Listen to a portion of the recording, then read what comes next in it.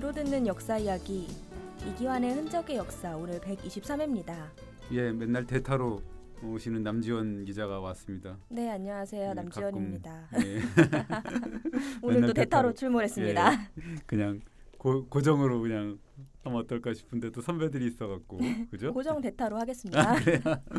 예, 그 3.1절이 뭐 엊그저께 지났습니다. 엊그저께 지났는데요. 98회잖아요. 100회가 이제 뭐 한 2년 있으면 오는 건데 그럼에도 불구하고 100년이 지났는데도 이제 3.1절을 맞이하면 가슴이 답답합니다. 그죠? 왜요? 예. 뭐 그렇죠. 뭐 독립사들이 보면 이제 땅을 칠 일이 하도 많으니까 과거사가 제대로 청산이 됐으면 모르겠는데 그 제대로 안 되니까 지금까지도 계속 이게 문제가 되고 별의별 일이 생기잖아요. 그래서 이번 주도 이제 이게 돌아보면은 100년이 가까이 지났는데도 이렇게 뭔가 하여튼 진실이 이렇게 좀 이렇게 없는 이렇게 좀 묻혀지는 그런 게 좀 많았던 것 같아요. 그래서 이번 주 3.1절 맞아서 한 번쯤 생각해봐야 되는 주제 이런 거 한번 다뤄볼까 합니다. 네, 어떤 이야기인가요? 그 독립문 아시죠, 남지원 기자는? 네네. 네. 지금 뭐 가보셨나요? 출근길입니다. 집이 어딘데요? 연희동이요. 회사에 오면 지납니다. 그렇죠, 지나죠. 저도 가끔 산책하는데 거기 보면 서대문 형무소 자리하고 서재필 동상 그다음에 세트를 있거든요. 그리고 그 자체가 이제 서대문 역사공원식으로 돼 있고 그다음에 서대문 형무소 역사관이라고 돼 있거든요. 이게 그래서 이제 이번 주는 독립문 이야기를 하려고 합니다. 독립문이 이렇게 뻘쭘하게 서 있잖아요. 네. 독립문 현판, 그러니까 우리가 편액이라고 하는데 누가 썼는지 아세요? 글쎄요. 편액을 누가 썼는지는 생각을 안 해봤는데 한 번도 못 들어보셨어요? 예, 독립운동가 중에 글씨 잘 쓰는 사람이 쓰지 않았을까요? 예, 그게 이제 아닙니다. 오답인데요. 완전 반대거든요. 그러니까 우리가 생각할 때 반전인데 친일파 중에 친일파가 썼다 그러죠. 그럼 이완용이 쓰기라도 했다는 그런 말씀이세요? 설마가 사람 잡는데 우리가 설마 그랬겠어 하는 건데 맞습니다. 이완용이 썼다 그럽니다. 설마 이완용이 쓴 게 진짜 맞나요? 증거가 있나요? 예, 처음에 이제 독립문이 생기고 독립관이라는 게 또 있었거든요. 같이 세웠었는데 그때 세워질 때 기록을 보면 독립신문에 나오는데 독립관은 당시 황태자는 순정이었습니다. 황태자가 썼다는 기록이 있어요. 근데 독립문은 누가 썼냐는 거는 기록이 없어서 좀 이상했다 하는 건데요. 한 27년 후에 그로부터 그러니까 1924년에 동아일보 기사를 보면 살짝 나옵니다. 그러니까 서울 교복동 큰 길가에 독립문이 있습니다. 모양으로만 보면 불란서 파리에 있는 개선문과 비슷합니다. 이 문은 독립협회가 일어났을 때 서재필이라는 이가 주창하여 세우게 된 것이랍니다. 그 위에 새겨져 있는 그 독립문이라는 세 글자는 이완용이 쓴 것이랍니다. 이완용이라고 하는 사람은 다른 이완용이가 아니라 조선 귀족 영수 후작 각하의 올시다 이렇게 나와 있거든요. 일제의 자기를 받은 이완용 후작이 독립문 현판을 썼다. 예, 그렇습니다. 우리가 맨날 들었잖아요. 귀 못시박히도록 듣는 얘기가 이제 서재필이 프랑스 개선문을 모방해서 독립문을 만들었다 이런 얘기는 많이 들었고요. 그런데 이제 이 독립문 위에 있는 글씨가 보이거든요. 한글하고 뒤에 보면 이제 한자가 있습니다. 양옆으로 있거든요. 이게 이제 매국노의 상징이잖아요. 이완용 작품이라는 건 뜻밖인 거죠. 그러게요. 독립문에 어떻게 그런 일이 벌어진 건가요? 예, 그래서 이제 이번 주 주제를 왜 이완용은 독립문 현판을 써야만 했을까라는 주제로 한번 해볼까 하는 거죠.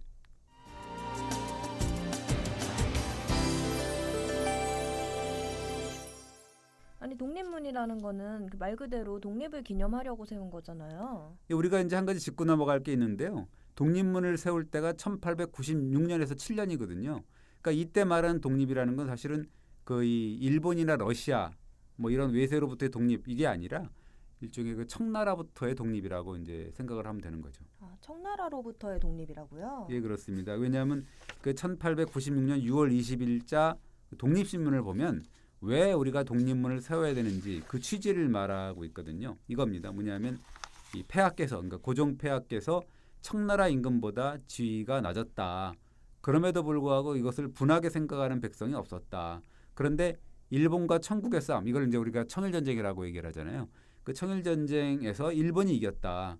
조선은 독립국이 되었다. 그래서 이제 모하관, 모하관이라는 건 이제 중국을 사모하는 그런 중국 대사들이 오면 이쪽으로 왔다는 거 아니에요. 모시려고 영은문이 이제 모시는 자리였다는데 그 자리에 독립문을 세워서 세계 만방에 조선이 독립국임을 표방하자는 거다. 영은문의 수치를 씻으려면 그 자리에 독립하기 위한 주춧돌을 세워야 된다라고 이제 그렇게 썼거든요. 모화관 영은문이 중국 사신들을 맞이하는 곳이었는데 네. 그러니까 그 독립문을 세운 이유가 굉장히 분명하네요. 그렇습니다. 그 서재필이나 이완영 같은 사람들이 그 말하고자 한 독립이 본질이 바로 그건데요. 이제 즉 청나라 중국으로부터의 독립을 뜻한 것이죠. 그러니까 수백 년 동안 중국에 종속된 채 지냈는데도 그 수치를 모르고 그리고 그럴 뿐만 아니라 또 이 독립에 대한 인식도 부족하다. 그래서 이 독립문과 같은 표상을 세워서 기념물이죠. 그 자긍심으로 삼고 이것을 또 세계 만방에 구하자 뭐 이런 뜻이었던 거죠. 뭐 일제로부터의 독립 이런 이야기는 없네요. 예, 뭐 그 당시에는 1896년이니까 그랬을 수도 있을 것 같은데 일본으로부터의 독립은 전혀 거론이 안 됐고 오히려 그 이 일본은 조선이 중국으로부터의 독립을 도운 나라처럼 이제 그런 식으로 뉘앙스가 있어요. 무슨 소리인가요? 그 일본이 조선의 독립을 도왔다는 이야기인가요? 예, 독립운동 논설에 이게 그대로 이제 투영이 되어 있는데요. 뭐라 독립신문 그러냐면 논설이에요. 예, 그 독립신문이요. 거기 보면은 조선 사람들은 일본이 조선을 위해 한다는 뜻을 자세히 모르는 것이다. 일본이 청국과 싸워서 이긴 후에, 그러니까 청일전쟁 끝에 이긴 후에 조선의 분명한 독립국이 되었으니 조선 백성이 일본에 대해 감사한 마음이 있을 터이나 뭐 이런 식의 어떤 언급이 있거든요. 네, 그 대체 독립문을 만들려고 한 사람들이 누구예요? 서재필, 이완용 뭐 아까 이런 사람들 이야기를 하셨잖아요. 예, 1896년 7월 4일 날 어떻게 보면 이제 이게 미국의 독립기념일 아닌가요? 그걸 아마 그렇게 한 것 같은데 아마 그 서재필이 미국인이기 때문에 아마 그런 걸 하지 않았을까 생각이 드는데 창립총회가 열렸거든요. 거기 보면은 의장이 안경수라는 사람이 맡고 위원장이 이완용이 맡았거든요. 그래서 위원을 보면 뭐 이윤용, 김가진, 뭐 김종한, 권재영 쭉 나오면서 이제 남궁옥, 이상재 이런 분들이 나와 있어요. 남궁옥, 이상재 이런 분들은 애국지사가 아닌가요? 예, 뭐 우리가 독립협회를 얘기를 할 때 보면 이분들이 이제 간판 스타로 거론이 되는 거죠. 그러나 네. 이분들 말고 이제 그 이완용을 필두로 한 대부분의 인사들이 나중에 친일파로 돌아서거든요. 그래서 대부분의 사람들이 이 한일 병합의 공로 때문에 그 이후로 일제로부터 아까 이완용처럼 자기를 받고 그다음에 돈을 받고 그런 상황이 오는 거죠. 친일파로 전락을 하는 거죠. 네. 근데 아까 말씀하신 이름 중에서 서재필 이름이 없었는데요. 왜 그런 거죠? 예, 서재필은 당시에 그 미국인 신분으로 이제 초빙되어 가지고요. 조선에 와서 이제 중추원 고문 일을 하고 있었거든요. 미국 이름이 필립 제이스입니다. 서재필은 그 당시에 미국인이었던 거죠. 그래서 이제 그 미국인이기 때문에 정식 멤버가 아니라 고문으로 일을 했는데 그러나 서재필 같은 경우는 그 독립문의 건립을 총지휘했는데 그것이 또 이제 파리 개선문식 독립문을 지향을 했어요. 근데 왜 파리 개선문식으로 만든 거예요? 나중에 서재필이 자서전에서 이렇게 왜 만들었는지를 설명을 하는데요. 자기가 영은문처럼 뭐 기와를 덮고 뭐 조선식으로 만들려고 생각을 해봤는데 네. 근데 서양을 갔다 온 나 같은 사람이 이거를 뭐 구식 건물을 짓는다 그러면은 남들이 웃을 것 같다. 그래서 이제 서양식으로 하려는 마음을 품었다. 그리고 그래서 프랑스 파리의 개선문을 모본으로 해갖고 그 규모를 좀 축소를 하되 모양만은 똑같이 했다. 이런 기록이 있거든요. 그러니까 명색의 서양물을 먹은 사람이 구식 조선식 건물을 지으면 남들이 웃을까봐 그랬다. 네. 뭐 그런 건데 이유치고는 조금 그렇지 않나요? 예, 그렇습니다. 그래서 서재필 이야기 나중에 또 할 기회가 있는데요. 근데 어쨌든 간과할 수 없는 사실이 뭐냐면 이 독립협회를 왜 결성을 했냐. 이거는 독립문 건립을 위한 그 어떻게 보면 발기인 모임 같은 거였다는 거죠. 독립협회가 독립문 건립을 위한 발기인 모임 그런 성격이었다고요? 예, 그렇습니다. 그래서 이 기부금을 내야 되는 거였는데 그래서 이제 이완용 형제가 각각 100원씩 냈다는 거고 나머지 발기인들이 40원, 30원, 20원 이렇게 얘기를 해서 그 당시 발기인 모임이 14명인데 거둔 돈이 510원이었다 그러는 거죠. 네, 뭐 그러면 이완용 지분이 제일 컸네요. 뭐, 네. 뭐 돈으로 보면은 뭐 큰 소리 칠 만한 것도 같기도 하고. 네. 그래서 독립문 글씨도 이완용이 쓴 건가요? 글쎄요, 뭐 글씨도 명필이었다는 거죠. 뭐 어쨌든 뭐 이 그렇게 돈을 많이 내서 그런지 그 뭐 하여튼 독립신문 논조를 보면 이완용한테 굉장히 우호적입니다. 예를 들자면 1897년 1월 23일자 독립신문을 보면 이완용 씨가 정말 자기 힘껏 자기 마음껏 평화를 위해서 조선에 큰 해가 없도록 일을 해나갔는데 이 씨가 교체가 되면 그보다 나은 이가 있을런지 모르겠더라라는 말을 했거든요. 이게 기사가 나왔는데 이건 뭐냐면 이제 그 이완용 교체설이 있었습니다. 내각에서 좀 바꾸자는 그런 의견이 있으니까 독립신문에서 이게 무슨 소리냐 이렇게 얘기가 나왔던 거고 또 하나 기사는 뭐냐면 학부 대신 이완용 씨가 애민의 마음으로 이 나라 권리를 외국한테 빼앗기지 않으려고 애쓰다가 미워하는 사람들을 많이 장만하여 평안도 관찰사로 가니 충성 있는 사람들은 다 섭섭하게 여기더라라는 그런 또 기사가 나옵니다.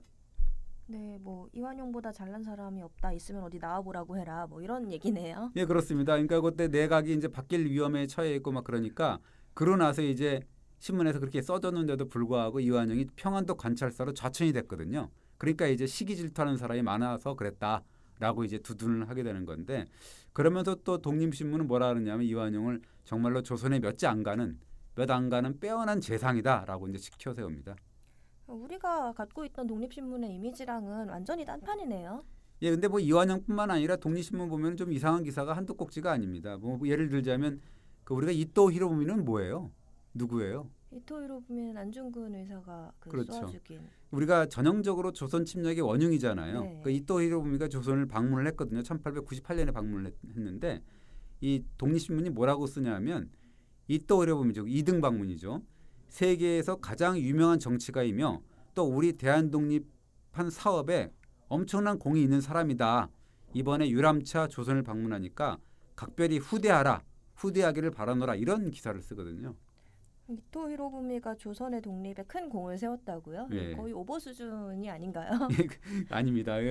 뭐 진짜인데요. 그래서 한번 다 찾아봤더니 그 2등 방문, 그러니까 이토 히로부미가 서울에 이렇게 들어오니까 독립협회 대표단 3명이 용산 그 강변까지 나가고 직접 이토 히로부미를 영접했다라는 기사까지 있더라고요. 그래서 진짜죠, 그러니까. 정말 납득이 안 되는 기사인데요. 이게 다른 데도 아니고 독립협회라는 곳에서 이런 걸 했다니. 그러니까요. 이게 목불인견이라고 할 수가 있는데 그런 기사가 또 있어요. 뭐냐면 이거예요. 그 이토 히로부미가 이제 그 이 조선을 방문해서 외부에 나갔다가 안경을 잃어버렸다 한다. 이게 당당한 제국 외부에서 귀한 손님이 왔는데 그 귀한 손님이 안경을 잃어버린 건 정말로 우리 조선의 그 남한테 진짜 할 수 없는 그런 수치다라는 기사를 써요. 이토 히로부미가 안경을 잃어버린 게 조선의 수치라고요? 예, 그렇습니다. 그러니까 어떻게 보면 이제 귀한 손님이 뭐 그랬으니까 이게 뭐 조선인이 참 감당하기엔 엄청난 수치다라고 이제 부끄러워했다 이렇게 이제 얘기를 하는 거죠. 그러니까 이게 우리가 배운 독립협회 말씀을 하시는 건 맞는 거죠? 예, 그렇습니다. 독립협회, 독립신문, 그다음에 독립문 뭐 이런 사람 이걸 만든 게 이제 서재필이라는 인물이라고 아까 그랬잖아요. 이 서재필이라는 인물을 우리가 다시 한번 짚어봐야 되지 않나. 아까 서재필 이름이 뭐라 그랬죠? 미국 이름이라 그랬는데. 필립 제이슨이라고 하셨죠? 예, 그렇습니다. 네. 이 서재필 참 이 이름이 필립 제이슨이라 그랬거든요. 서재필 하면은 명실상부한 애국지사고 개몽운동가고 이렇게 알려져 있잖아요. 예, 지금도 뭐 보셨을 건데 독립문 뒤에 보면 서대문 공원 한편에 보면 독립신문을 들고서 이제 딱 서 있는 서재필 동상이 있거든요. 이 독립신문이 사실 어떤 신문이에요? 보통 우리가 알고 있기로는 갑신정변 실패한 후에 일본을 거쳐서 미국으로 망명했던 서재필이 네. 1895년 12월에 이제 귀국해서 만든 순한글 신문이라고 우리가 배웠죠. 네, 독립신문 하면 뭐 공적이 대단한 신문이잖아요. 예, 그래서 이제 공적이 있죠. 제국주의 열강 뭐 악의 다툼이 벌이고 있었던 그런 상황이었잖아요. 그래서 우리가 그 백성들이 방향 감각을 잃고 백성들도 그렇고 이제 이 지도자들도 마찬가지인데 그 우왕좌왕했던 그런 격변의 시대에 어떻게 보면 민중을 계몽하고 뭐 그래서 그걸 자임하고 그다음에 탕간오리 그다음에 부정부패 이런 것들을 이제 고발했던 그런 그 점 이런 것들은 이제 독립신문에 어떻게 보면 이제 공적이다 우리가 평가해 줄 수가 있는 거죠.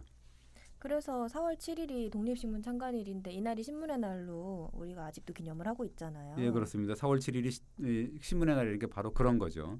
그런데 사실은 서재필에 대한 어떻게 보면 약간 비판적 시각이 있는데 이걸 또 잊어서는 안 됩니다. 어떤 비판적인 시각들이 있어요? 그 서재필 같은 경우는 굉장히 그 서양 지향적이었어요. 그러니까 예를 들자면 그 미국으로 망명을 했을 때 뭐라고 하냐면 조선이 부강한 나라가 되려면 김치와 밥을 버리고 소고기와 빵을 먹어야 된다. 뭐 이렇게 설파를 하고 막 그런 신문 기사가 있거든요. 김치와 밥 대신에 소고기와 빵을 먹으라. 이게 서재필 말을 들으면 예전에 제가 이 자리에서 이제 그 소개한 적이 있었는데 그 조선의 실학자 박제가 생각이 나거든요. 박제가가 뭐라 그랬냐면 이제 청나라 왔다 갔다 하면서 이제 조선이 발전하려 그러면 중국을 배워야 된다. 중국을 안 배우면 안 된다. 그리고 한양은 똥덩어리다. 이런 식으로 막 표현을 하면서 중국어 공용론까지 얘기를 했어요. 한글을 버려야 된다. 이런 식으로 중국어 공용론 이렇게 주장을 막 한 적이 있거든요. 네네. 한글을 버리고 그러니까 중국어를 공용어로 쓰자고 한 거죠. 예, 그렇습니다. 그래서 이 어떻게 보면 이 선진 문물을 처음 본 사람들 보면 눈이 뒤집히는 경우가 있을 거 아니에요. 네. 그렇죠? 그래서 뭐 박제가나 서재필 같은 사람들 같은 오버할 수 있는 거죠. 저희도 마찬가지로 정말 암울했던 조선 사회를 이렇게 보다가 정말 미국이나 중국 가문은 완전히 눈이 뒤집히는 그런 상황 문물들이 있으면 정말 언제는 환장을 하게 되는 거죠. 그런 상황은 있긴 있지만 그래서 이제 어느 정도 그 정도는 좀 이렇게 애교를 좀 봐줘야 되는 부분이 있는데 문제는 서재필이 뼛속까지 진짜 미국인 행세를 했다 이런 기록이 있거든요. 뼛속까지 미국인 행세를 했다고요? 어떻게 했나요? 그러니까 아까 얘기했지만 서재필 같은 경우는 한국인의 그 신분으로 온 게 아니라 미국 망명 중에 이 대한제국의 중추원 고문 자격으로 초빙된 미국인이었거든요. 그래서 네. 이 이름이 서재필이 아닙니다. 필립 제이슨으로 왔거든요. 그래서 윤치호마저 뭐라 그랬냐면 서재필은 쓰거나 말하기 모두가 모국어를 잊어버렸다. 정말로 그래서 굉장히 놀랐다라고 해고를 했고요. 우리가 잘 아는 참 황현의 매천야록 보면 이 서재필이가 돌아온 후에 고종 황제를 아련하면서 안경을 쓰고 그다음에 시가를 꼬나물고 뒷짐을 지고 나타나서 이제 외신 그러니까 외국 신하라는 거를 칭했다. 그래서 조종 신하들이 온통 분노했다 이런 기록이 있거든요. 조선인님을 본인 스스로 거부한 거네요. 예, 그렇습니다. 그래서 서재필 같은 케이스는 독립신문에서조차 피제손 뭐 이런 미국인으로 등장을 하고 나중에 서재필이 또 이제 수구하는 수구파들 또 이렇게 이 때문에 추방이 되거든요. 그 추방될 때가 또 가관이었습니다. 출국을 만류를 한 사람들한테 이렇게 말을 했다는 거예요. 귀국 정부가 나를 필요로 없다고 해서 가는 것이다라고 얘기를 했다는 거죠.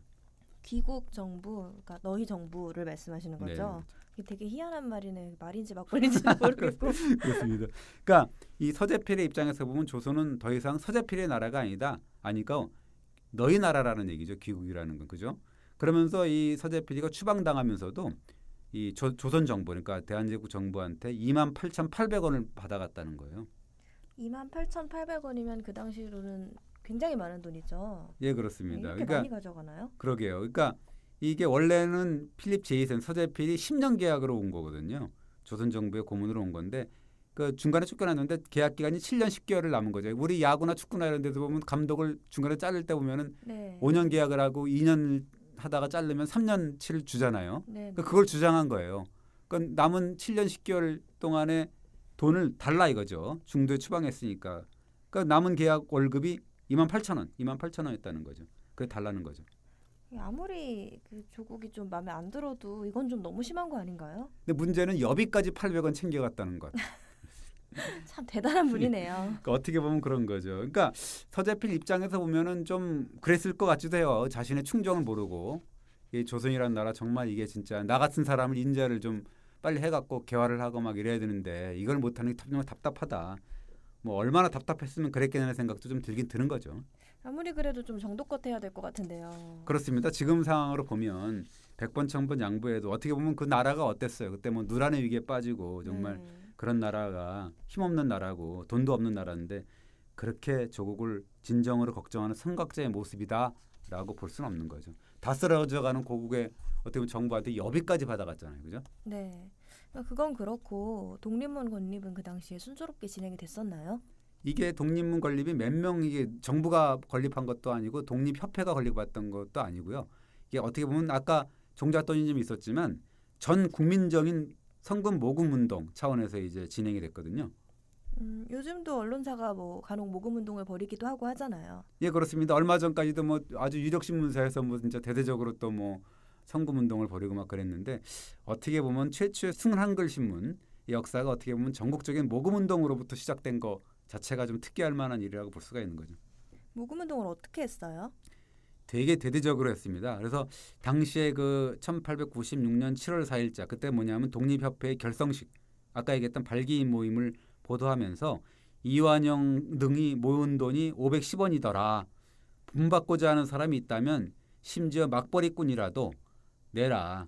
돈 낸 사람의 이름을 신문에 내고 또 남우패에서도 독립문을 건립하고 나면 거기에 붙일 거다. 그리고 만약에 돈을 2만 원을 모으게 되면 그 독립문 옆에 석탑을 세우고 그 석탑에 이름을 새길 것이다. 누구든지 조선의 독립을 경사롭게 여긴다면 보조금, 기부금을 조선은행소로 보내기 바라노라라는 기사가 실려 있습니다. 맞벌이꾼까지도 너희들이 생각이 있으면 돈을 내라 이런 말이네요. 예, 그렇습니다. 그래서 이제 독자들이 뭐 이 애국가라든가 독립문가 이런 것들 막 지어 보냈거든요. 그런 것들을 신문에서 대대적으로 소개하고 모금 운동을 뭐 독려를 하는데 심지어는 모금자의 이름, 사연, 기부 액수까지 일일이 게재를 합니다. 뭐 그럼 어느 정도 계몽 운동의 차원에서 진행을 한 거네요. 네, 그렇습니다. 이게 초반에는 그래서 이제 백성들의 호응도 대단했다는 것 같아요. 뭐 거기 보면 이제 기사에 나와요. 어리석은 사나이와 계집, 빈부를 막론하고 기부하는데 하물며 병정들이야 하면서 이제 각 지방의 하사 병졸들도 기부하겠다. 뭐 이런 걸 나서고 막 그런 기사도 뭐 떠 있고 그다음에 미국 유학 중이던 조선 사람이 독립문 건립 소식을 듣고 2억 말리에서 들었다는 거죠. 그래서 금화 3원, 그걸 은전으로 따지면 5원 85전이라는데 그걸 기탁했다라는 미담까지 소개를 합니다. 뭐 요즘 모금 캠페인에서 나오는 기사들이랑 뭐 다를 게 없네요. 네. 모금 운동 휴지가 독립신문이었는 줄은 몰랐네요. 예, 그렇습니다. 그러니까 어떻게 보면 우리가 뭐 흔히 우리가 신문 기자들 얘기하는데 앵벌이 기사 이렇게 얘기를 하잖아요. 네. 그렇죠? 그래서 이제 막 이게 독촉을 하고 그러는 거. 그리고 뭐이 황태자인 순종도 1,000원을 하사하고 뭐 각부 내각 대신들도 100원씩 객출하고 뭐 이런 기사도 싫고. 그래서 처음에 이제 1896년 12월 31일자 그 좀 보니까 독립협회가 처음에는 5명부터 시작했는데 기부금을 낸 사람은 회원은 2,000명에 달한다라고 자랑을 하고 이 모금 운동에 보면은 이제 소학교 학생까지 있었고 시장 상인 그다음에 이제 군인과 기생들까지도 이 성금 대열에 합류했다 이런 기사가 있습니다. 열기가 대단했네요. 그러면. 예, 그렇습니다. 그래서 순조롭게 이제 처음에 진행이 됐다 그러고 첫 삽을 떴는데 그걸 9월 18일 날 떴고 그다음에 이제 11월 22일 날 대대적인 정초식 그래서 이제 우리가 주춧돌을 올리는 그 이를 기념하는 시기거든요. 그런 걸 했는데 그때 일반 시민까지 포함한 한 5, 6천 명 왔다 그러고 이완용이 또 연설까지 했다는 건데요. 이완용 연설이 뭐라 그랬냐면 조선이 독립하게 되면 미국처럼 부강한 나라가 될 거고 서로 싸우게 되면 폴란드처럼 나라가 갈갈이 찢길 것이다 이렇게 얘기를 했거든요. 어느 나라를 선택할 것이냐라고 이제 그 화두를 던졌다 그래요. 그런데 결국은 이완용은 미국도 아니고 폴란드도 아니고 일본을 선택한 거잖아요. 예, 요걸 알 수 있는 거는 이때까지도 어떻게 보면 이완용이 친미파의 어떤 성향을 좀 갖고 있었다는 걸 알 수가 있는 거죠. 미국의 길을 가야 된다라고 했기 때문에. 이제 그에 불과 이제 14년 후에는 일제의 나라를 팔아먹은 친일파가 되는 거잖아요. 그러니까 어떻게 보면 이완용이 선택한 길은 미국도 아니요, 폴란드도 아니요, 일본이었던 거죠. 뭐 어쨌든 그래도 그렇게 기부금이 많이 모였다니까 독립문 건설은 순조롭게 진행이 됐겠네요. 이게 그게 아니라 어떻게 보면 우리가 태산명동의 서일필이라고 하잖아요. 이게 독립문 공사가 이렇게 쉽게 되지는 않았던 것 같아요. 처음에 시작은 좋았는데 시작은 창대했으나 계속 끝은 미약한 그런 정도 질적되기 시작했다는 거죠. 왜요? 이게 처음에는 정초식 행사를 대대적으로 했는데 이 준공식 언제 했다는 기록이 없어요. 완공을 언제 했다는 기사는 보이지 않습니다. 그래서 여러 문헌을 토대로 그저 한 1897년 11월 20일쯤 그러니까 한 1년 정도 뒤에 그 준공한 것으로 알려져 있는 거죠. 그 준공식이 언제 했다 그런 기록은 없어요. 좀 끝이 많이 흐지부지된 것 같은데 왜 그랬던 거예요? 돈이 안 모였어요. 잘 이렇게. 그러니까 독립신문에 나오는데요. 이 준공에 필요한 자금이 굉장히 턱없이 부족했다 이렇게 나오거든요. 그 얼마나 부족했길래요? 1898년 1월 18일 기사를 보면은요. 이 독립문 준공에 들어간 돈이 3,825원이다. 그리고 독립문을 만든 그 기술자가 심의석이라는 사람인데 이 사람이 혈심으로 그러니까 피를 토하는 심정으로 자기 돈을 1,000원을 꼬라박았다는 그런 기사가 있고요. 그래서 그걸 들여서 완공을 했는데 그럼에도 불구하고 아직 남은 돈, 그러니까 지불해야 될 돈이 1,000원이 넘는다는 거예요.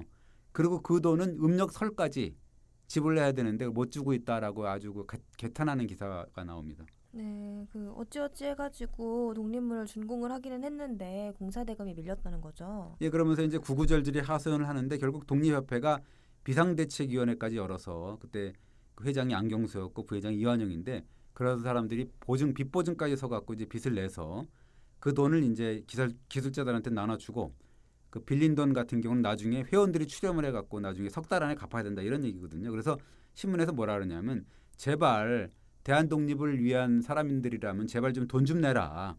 이 좀 창피하지 않게 좀 해달라 그러면서 이제 또 독촉을 합니다. 네, 그러니까 제발 성금 좀 내달라, 돈 좀 내라 이런 얘기잖아요. 예, 그러면서 이제 하루 걸러서 지면에 제발 성금 좀 내라고 독촉성 사고를 계속 게재하거든요. 뭐라 그러냐면 독립문 건설한 돈이 부족합니다. 각자 형편대로 뭐 사무소로 가져오세요.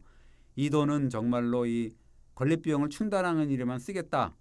이게 이 돈을 그 이 완공 비용으로 쓰는데 이 공사비도 충당을 못 하는데 어찌 개탄하지 않을 수 있나. 뭐 이런 식의 어떤 개탄 기사들이 막 나옵니다.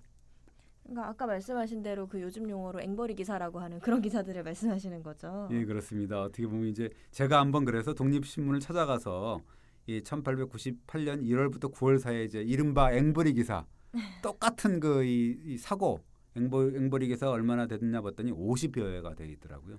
그럼 거의 하루 걸러서 실었다는 얘기네요.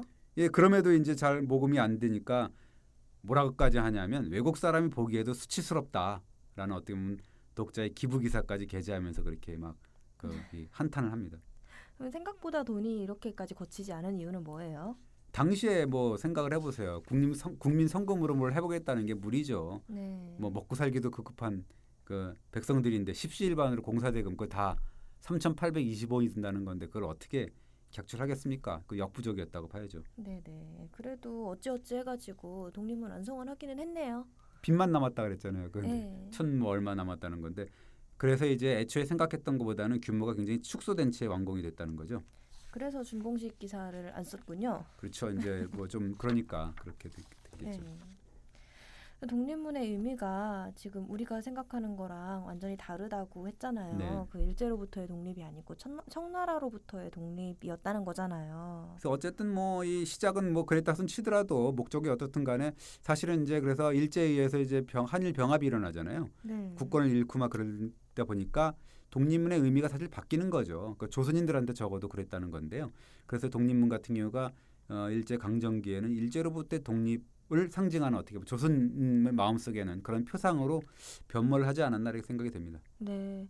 그러니까 그 이후부터는 이제 일제로부터의 독립을 의미하는 건축물이 된 거죠. 예, 그런 기록이 있습니다. 미국의 그 하와이 동포들이 발행했던 신한민보라는 신문이 있는데요. 1913년, 그러니까 8월 27일, 그러니까 경술국치가 일어나고 3년 뒤 딱이죠. 거기에 이제 그 경술국치를 이제 기억하려는 사파에서 독립문을 그려놓고 뭐라 그러냐면 독립문화 너로구나 빈터만 남았구나 잠시의 욕을 이 치욕을 슬퍼하지 마라. 우리가 반드시 동경성을 깨트린 후에 그 자리에 개선문을 지으리라라는 그런 그 이 사파를 썼고요. 그다음에 이제 그 1919년 3.1운동 때 누군가가 독립문 올라가 갖고 태극기를 꽂은 일이 있었답니다. 그래서 이제 놀란 일본 경찰이 소방차를 막 동원해 갖고 태극기를 뽑아내고 그다음에 이제 소방 펌프까지 뿌려대 갖고 원래 새겨져 있던 태극기의 색채까지 그 지워버렸다는 거예요. 하기야 뭐 일제가 독립문을 고운 눈으로 바라보지는 않았겠죠. 근데 좀 이상한 거는요. 반드시 또 그렇진 않았다는 거예요. 그래서 만약에 일제가 그 독립문을 뭐 이 조선 백성이 어떻게 보면 뭐 독립 멸망을 담고 해도 기념물로 여겼다 그러면 아예 철거했을 거 아니에요, 그죠? 네. 그냥 두진 않았을 건데요. 1929년 기사를 보면은 일제가 이상하게도 4,100원이나 되는 거금을 들여갖고 대대적으로 독립문을 또 수리공사하고 막 그러거든요. 그래요? 예, 그렇습니다. 그럼 뭐 그뿐만 아니고 독립문을 아예 문화재로 지정을 해버리거든요. 그래서 고적 58호라고 이제 지정을 해버립니다. 그게 이제 1935년이거든요. 도대체 왜 그럼 그렇게 대접을 한 거죠, 일제가? 그래서 이게 좀 개운치가 않거든요. 사실 문화재라는 건 뭐예요? 좀 오래돼야죠. 오래돼야죠. 그러니까 예. 최소한 우리가 문화재라 그러면은 100년 정도는 이 좀 묵어야 된다 이렇게 해야지 문화재가 되거든요. 그게 이제 불문율인데 이게 사실은 그때만 해도 건립된 지가 불과 뭐 40여 년도 안 됐거든요. 그 독립문을 문화재로 지정한다는 자체가 조금 예사롭지 않았던 거죠. 뭐 의심을 하시고 계시는 부분이 있으신가요? 예, 그렇습니다. 지난번에 그 이 방송을 해드린 건데 일제가 임진왜란 때 가토키오 마사하고 우리가 잘 아는 고니시 유키나가 이런 그 외장들이 입성했던 숭례문하고 흥인지문을 보물 1, 2호로 지정을 한 거라는 얘기를 했거든요. 네, 그랬었죠. 그런 것과 독립문과도 연관이 있는 건가요? 예, 이게 그 딱히 그렇다라고 아주 확정적인 증거는 없는데요. 나중에 1938년 동아일보 기사를 보면 일제가 왜 그 유물 유적을 문화재 지정했는지를 이제 기록이 나오는데 내선 일체의 관념을 적확히 표명하는 유물 유적을 문화재로 지정했다라고 얘기가 나오거든요. 그러니까 어떻게 보면 일제로서는 조선의 부끄러운 역사를 부각시키는 그런 측면이 있거든요. 네네, 그 신라 경혜왕이 그 술판을 벌이다가 죽었던 그 포석정을 일제가 고적 1호로 지정했었다고도 했었죠. 예, 그렇습니다. 그래서 그런 걸 보면 독립문도 그러지 않았나. 그 일제 같은 경우는 독립문을 청나라부터의 독립을 상징하는 표상물을 여겼고, 그리고 이완용 같은 어떻게 보면 독립협회 인사들 중에 이제 상당수가 친일파로 변모를 했지 않습니까? 네. 그런 점을 강조한 게 아닌가 이렇게 이제 의심을 할 수가 있는 거죠. 네, 그렇다면은 일본이 독립문을 일본의 홍보물로 여겼다, 뭐 이런 거죠.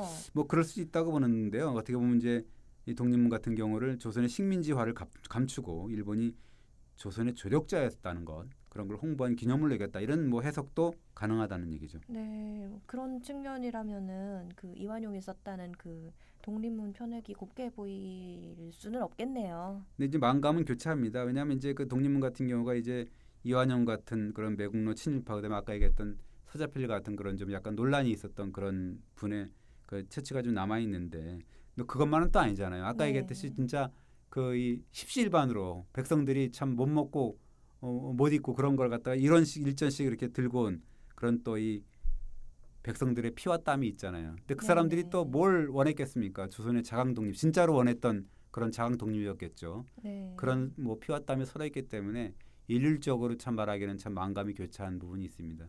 그러니까 어떻게 보면 3.1절을 맞이해서 그 독립문을 찾아가 보면 이런 사람들, 그러니까 만감이 교차하는 거, 이중적, 삼중적의 어떤 그런 의미를 좀 느끼시고 오길 바랍니다. 이번 주 여기까지 하겠습니다. 감사합니다. 예, 고맙습니다.